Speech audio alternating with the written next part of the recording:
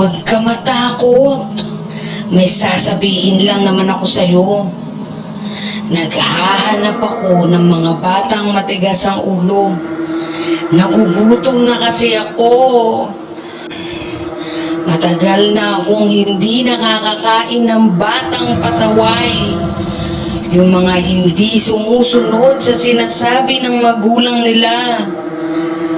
Paborito namin yung mga batang ayaw matulog sa tamang oras.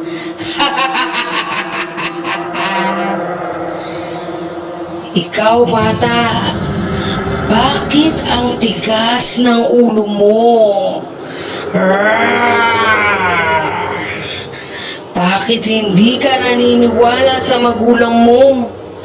Ang dalas mo magpuyat. Puro ka laro. Lagi ka na lang may hawak na cellphone. Malapit nang mapudpud yung mga daliri mo kakapindot sa cellphone mo. Gusto mo bang dumugo na yung mga mata mo kaka-cellphone, bata? Huwag mong hintayin magalit ako sa'yo, bata.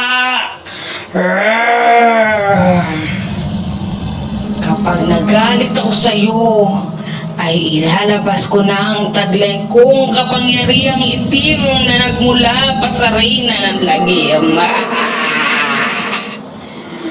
Mamagicin kita dyan, bata. Bigla ka na lang mawawala sa bahay nyo at mapupunta sa kaharian namin na maraming aswang, multo, maligno, engkanto, kapre at tiktik. Gusto mo yun? Sundin mo ang lahat ng sinabi ko para hindi kita magicin. Kapag nalaman ko na hindi ka pa rin sumusunod sa sinasabi ng mga magulang mo, pupuntahan kita dyan at mamagicin na talaga kita.